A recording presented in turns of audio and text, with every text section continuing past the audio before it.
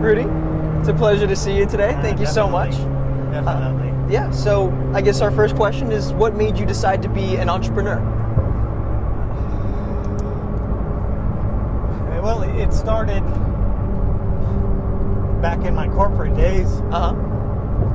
I was an engineer by trade. Mm-hmm. And like the saying goes, in the corporate world, you're only good as yesterday's number. Yep. And it was affecting my well-being, my family life, everything. Mm-hmm. And decided, let's try the life of an entrepreneur. Because that's not stressful at all. It's certainly a challenge. Mm-hmm. Not everyone's cut out to Mm-hmm. be an entrepreneur. Mm-hmm. You have to be a risk taker. Yeah. And accept the risks, and then try to be as good as you can to calculate and mitigate the risk. That's what it's all about. Yeah. You have to have the stomach for it, and a lot of people, want to be entrepreneurs, but really have no idea what's involved. I became an entrepreneur in 2005 when I opened up my first business. And through a couple of failures, we came out with a good formula. Yeah. In this automotive business that we're in. Sure. So, for the people that don't know what you do, could you tell us a little bit about what you do with Renown and everything? So, Renowned is a full-service automotive restoration shop. Mm-hmm. We primarily do domestic plastic cars, but obviously we dabble into the exotic. We have several classic exotics in the shop. We work with these private clients who work on these cars. But the domestic classic antique car is our bread and butter. That's typically what we have as a core business. Mm-hmm. So you mentioned that you had a couple different failures along the way before you found this winning formula. Can you talk to us a little bit about what those failures were and how you learned from them and move forward? Part of it is that when someone decides to become an entrepreneur, they're kind of naive as to what's involved. You go into it not educated as to how to run a business. Mm-hmm. There is help, self-help books, there's videos, there's all kinds of things that you can do, but as an entrepreneur, you kind of get, clouded. You're impaired because you have a vision and you have these expectations and you have a dream, and that all clouds the reality of what you're faced with. Mm-hmm. I've had countless people steal from me, countless accountants, attorneys give me bad advice, and just going through that alone, it nothing can prepare you for that. I used to be part of an advisory board for Accion Texas, and my job was to vet incoming entrepreneurs. My job was to convince them not to be an entrepreneur. And if that interview process, that vetting process, if they made it through that, then they'd go to the next step and actually apply for different types of loans that help them start their businesses. It's not an easy thing. Absolutely. Sure. So when people came to you to get the loans and everything like that, what made someone stand out that was like, okay, we will give this person a loan, versus I don't think you're ready for it, this isn't the right move? There's a lot of factors, but primarily when you look at a good gauge is if I'm sure you watch Shark Tank. Yeah. Right? That's a pretty good gauge, because what they're asking for from a person they're going to invest in is total commitment. Mm-hmm. And that's what it takes. Mm-hmm. If you're going to go in at 50%, at 70%, that's a risk that an investor will have on top of the risk of just getting into an unknown business. Yeah. So that is the biggest key right there. It's being all in and accepting, basically the policy is there's no room for failure.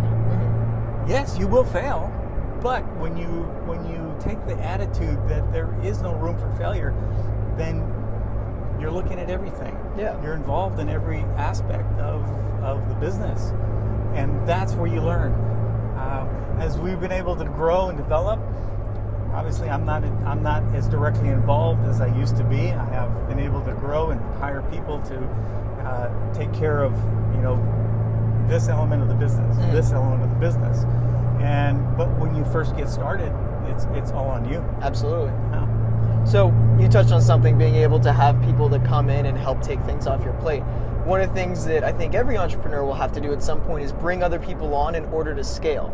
But Right. in order to bring people on, you've got to make sure they are the right people. So how do you figure out who's the right person to bring on to a part of your team? That's a good question, because over the course of a lot of my businesses, I've had a lot of people come in, become my managers, Yeah.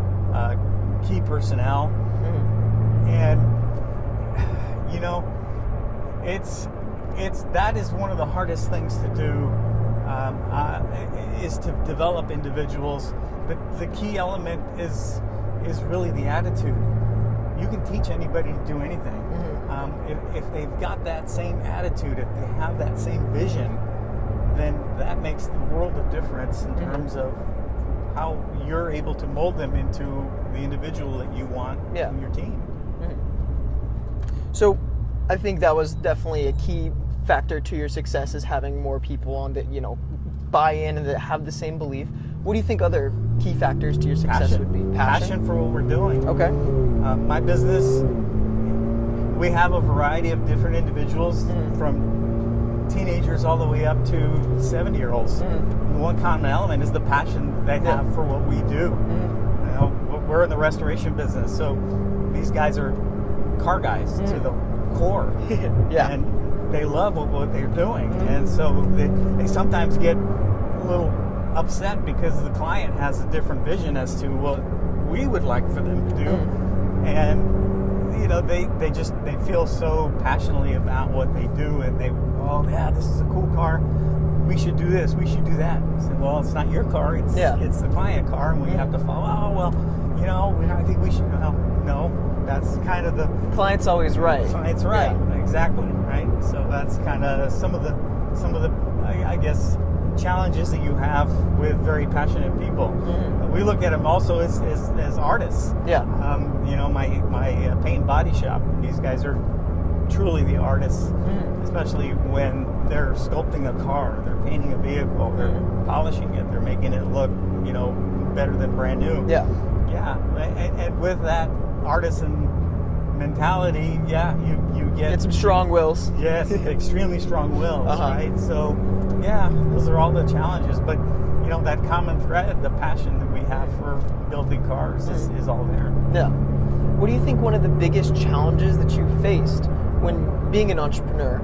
What do you think that challenge was, and then how did you get over it?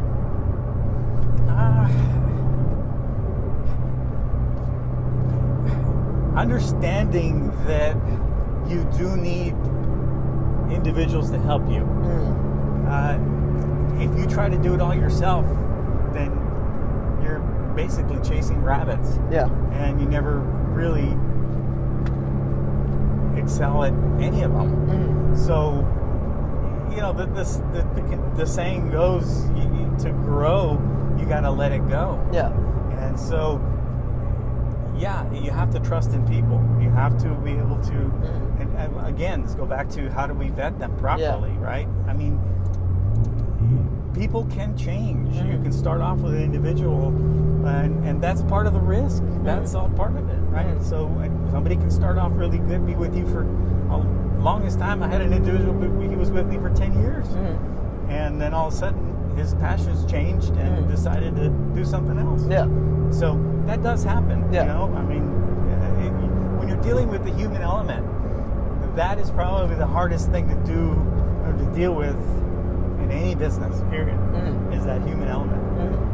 So when you first bring someone on, obviously you're vetting them and everything. How do you decide how much control to give that person? Because if you give them too much, that could be detrimental. But at the same time, if you give them too little, it also could be detrimental. So how do you find that balance? It's a progression, and so basically we start them off, with specific roles and responsibilities, and as the years go on and they demonstrate their skill set, their loyalty, then we start giving them a little bit more responsibility, right? And so, yes, initially it's hard because you just don't want to just hand everything over. Yeah. And you're exactly right. It can be extremely detrimental to your business. Now you've got to deal with even the social media aspect, the marketing aspect. It's a whole new level to it. Correct. So even with my individual that we have right now that's taking care of all our marketing, taking care of all social medias, when we first started, everything had to flow through me first for approval. Once you establish the expectations, then they can understand that.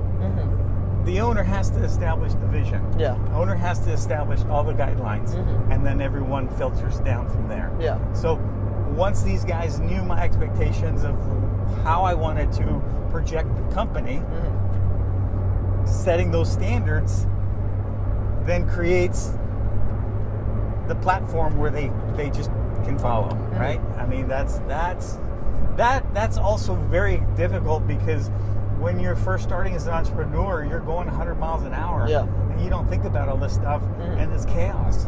And sometimes businesses are an orchestrated chaos where everybody has their roles and responsibilities, but yet there's so many different elements that come into play every single day. You got to have room to put out the fires, but then also be proactive to say, how are we going to prevent that the next time? Yeah. So I gotcha. Do you think that being able to give and let go of that, responsibility and give that to another person, that's kind of how you get buy-in from people as well in order to have them give that full passion? Of course. What we also try to do is cross-train individuals to do other people's jobs. Yeah. Right? So if part of our process is that, you're right. I set the tone by giving this particular person their roles and responsibilities, but then I also empower them to do much more. And there you create that buy-in. You give them the input of creating a job that they're going to love, right? So, yes, there's that element. But the other element that we are very proud of is the cross-training. So if this particular individual goes on vacation, this next guy next to him, can easily step in and take care of that job. That's extremely important. I mean, he doesn't need to know exactly everything that this other employee did or does, but as long as he can cover, then the company can continue to run seamlessly. Yeah. So it's like these integrated cogs, and all of a sudden you get this one cog that's coming out, and then you've got another one that can kind of help it out, and just kind of keep all the other cogs going at this, with the same speed. So that's really important as well. Absolutely. So one of the things that came to my mind when you said that, like, you were starting out your business, this one, is, okay, like, yes, you want to start restoring cars, you have this passion and this vision for what you want your company to be. That's amazing. But there are countless other people that can have passion, have this idea of what they're going to do, but they failed their business, and part of that is because they don't have a customer base. So how did you go about getting your customer base to be in this position where we're in right now? Oh, man. So we bought an existing business. Okay. The business that we have was already existing. It was extremely problematic from the get-go. I bought it because obviously I wanted to get into the business. Yeah. But the reputation of the organization was tainted. And it took us about 5 years to build up the reputation. Yeah. And finally get to the point where we can start marketing to the clients that we want. Yeah. Right? But it was a difficult task. You had to really identify our clients. We had to identify the demographic through trial and error. We're able to do that by getting into certain car clubs. Obviously, the Ferrari club has been instrumental. Very big thing, yeah. Right? I got into the Ferrari Club before I even owned a Ferrari. And just started talking to these people and started realizing that, you know, how do we create this recession-proof business? And that's where it started. And so you have to kind of do your own research and start experimenting and try to really, you know, kind of hone into the demographic that you need to in order to have your business succeed from them. I mean, during the pandemic, honestly, 2020, 2021 were our best years ever. Really? Yeah. See, it was insane. I had 150 cars in the shop. oh wow. And we couldn't accept anymore. Wow. That's a great problem to have. It was. I mean, it was crazy. That's why we built the extra buildings, we built the awnings just to store the cars. We didn't know what was going to happen, and we were just taking the cars in. So, yep, we'll take it. And, you know, it's dwindled down now. We average about 60 to 70 cars in the shop at one time. But at its peak, you know, it was nuts, the amount of cars we had. And part of the reason is that we had already identified all these people and we got the feelers out, and all of a sudden we're like, well, you know, this whole pandemic thing's going to blow over here in a couple of months, and I'm sitting at home, I'm watching my car, and I need to do something with it. Yeah. We had actively marketed to them, hey, you know, we can do this, we can do that. Perfect timing for you to do this. Yeah, exactly. So then they're like, well, yeah, come get it. So it filled the shop up. There you go. So one of the things you just talked about right now was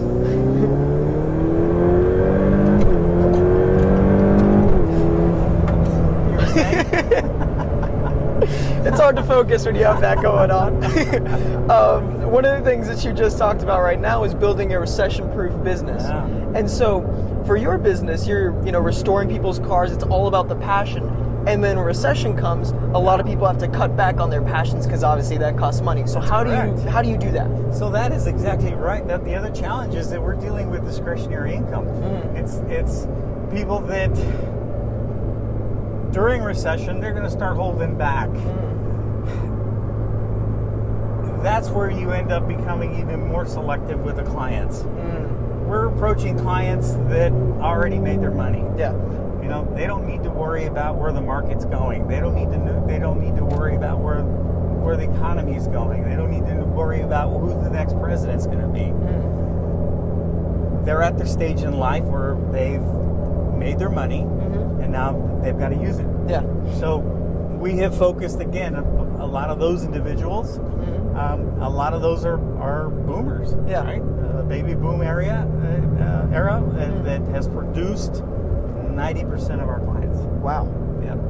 So these people aren't necessarily the boomers that you talk about, the target customers for you guys, aren't necessarily on social media or online or anything. So how do you go about tapping into that market? Is it mostly word of mouth? A lot of it is word of mouth. It's running in the same circles. Yeah. Right? Yeah. It's always, I know a guy. Yeah. Right? People in these circles are very guarded.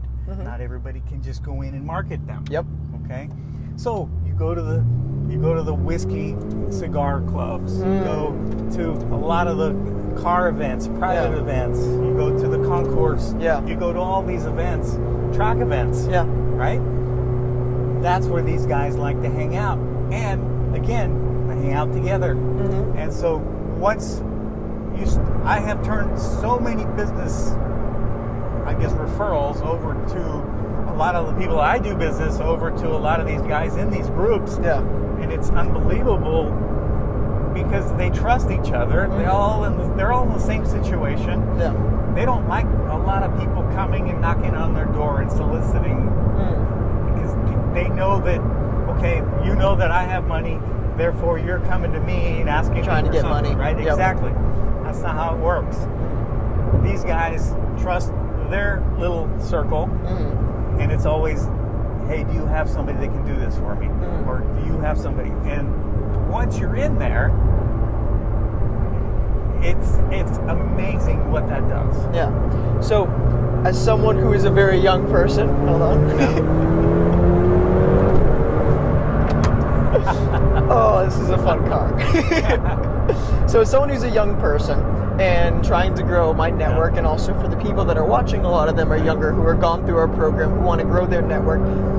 What is a way to start talking to those high net worth individuals and try to maybe find a way to get a mentor or something like that? I'd say start going to some of these businesses, volunteering.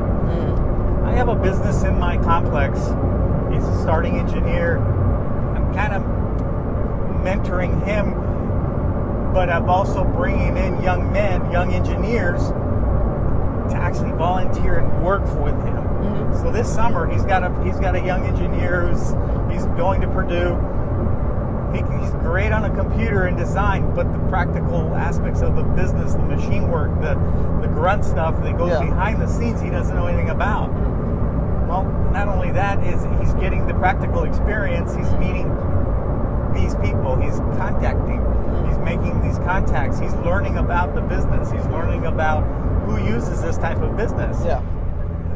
That's how you start getting into it, right? I mean, look at what you're doing. How did you meet all these people? It's the same thing. Yeah. You have to go out and actually start talking to people, sell yourself, learn. We sponsor a race car driver by the name of Alexander Kariba. This young man is the best marketer for himself because as a race car driver, nowadays it's all about the money and how much money you can generate to get a seat in a car. This kid sells himself. And that's a really difficult task to do. Absolutely. It takes a lot of confidence. That's the other element, is confidence. Having the guts enough to walk up to somebody and say, hey, my name is so-and-so, and I want to learn. Yeah. Right? I admire young men that come up to me and start asking me questions. What I don't like is they've said, oh, how much is that? How much is it? No. It doesn't matter what that costs. It's more than that. How you get it. Yeah. Right? Absolutely. That's what it matters. So, there are a bunch of young people that will be watching this and everything. You've learned a lot through your time being an entrepreneur and also in corporate. If there's something that you could say right now to people that are, in their high school, college, time of life, what would that be? That's hard because I think back when I was their age and I was, I had no idea. I had no clue what I was doing when I was 18, 19 years old. Yeah. Right? I actually failed my first year at college. No way. Yeah. And I got cut off from everybody. I had to work hard. I had to work 3 jobs just to get through college because I jacked around and didn't focus. And that right there, right? Knowing that no one else is going to do it other than you made the difference for me. Absolutely. Right? There's a lot of people out there. I've got 3 kids. I give them nothing. Right? I bought them a car when they graduated, and that's all they got. Yeah. They have to work. They have to establish themselves. They've got, with as much as information is available in your palm of your hand these days, that they want everything done for themselves. Yeah. They don't take the time to learn because he's going to do it for me or somebody's going to do it or something. No, it's right now the best advice I could give any young person is 2 things. You need thick skin. Don't wear your emotions on your shoulders. Take it. It builds character. You'll someday appreciate that. 2, like I said earlier, do it on your own. Don't rely on anyone else because there you'll be driven. You need to constantly be driven and be constructively dissatisfied all the time. I like that. Constructively dissatisfied is a great little quote. So, now that we talked a lot about business stuff, how did you get into cars? Oh man, my grandfather owned a gas station back in El Paso, and I grew up in that gas station. So my grandfather, my grandmother, my uncle. My uncle was a mechanic. My grandfather ran the shop. My grandmother pumped gas. Yeah. And that's where it started back in the day. Loved to tinker with cars. High school, had a couple of old Mustangs and couldn't afford to fix them, or have somebody fix them. So I learned how to fix yourself. I started messing with them. I started working on cars on the side. And funny story is that I started working at the gas station, and after I graduated high school, my grandfather fired me. Oh. And I was like, hey, what's going on? Yeah. He says, you're going to college. You're not going to work here anymore. Tough love. That was it. Yeah. And okay, you know, I went into college, screwed off my first year, and partied and did all kinds of stupid things. And then basically I got cut off. Yeah. Had to do it on my own. So, yeah, that's kind of where it started. I mean, I became an engineer, but the car thing was just always in the back of my mind. Yeah. And, you know, I'm proud to be a blue-collar entrepreneur. Yeah. So you have all sorts of different really cool cars. Like we're in this Pista right now. You have a 458, a couple challenge cars as well. What's the favorite one to choose from? The one I'm driving. Yeah? This is the favorite? No. Oh. It's the one I'm driving that day. Ah, I gotcha. Every car in there has a story. Okay. So what's the story with this one? This is the first Ferrari I ever ordered. Really? Yeah. From factory? From the factory. Oh, very nice. This one. Everything in this car I spec'd out, down to the stitching.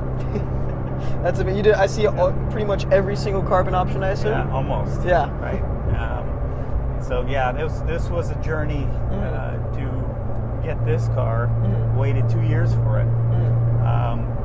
And again, yeah, spec'd out everything on this car, just the way it came in. So that was a special day when I got the phone call that the car was finally here.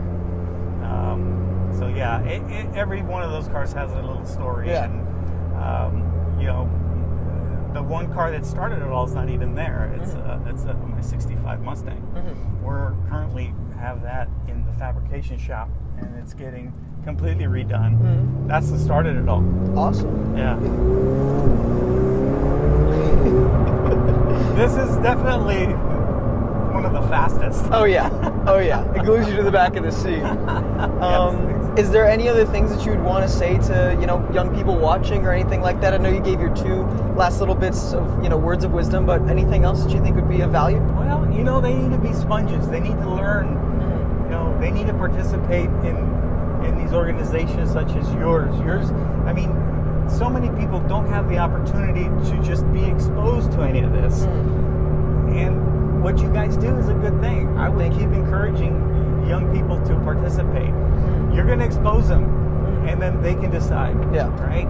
And, you know, some of those young men came up to me, you know, during that track event that we had, and it's inspiring to them to see that it is possible. Yeah. I didn't grow up with any money. I had nothing. And so, you know, it is possible. Yeah. You have to be driven. You got to put your mind to it.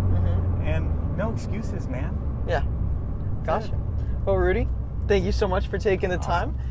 Is there anything that you want to, you know, shout out about your business online so people can come check it out? No, I'm good. No? All right, no worries then. I'm good. Awesome. Yeah.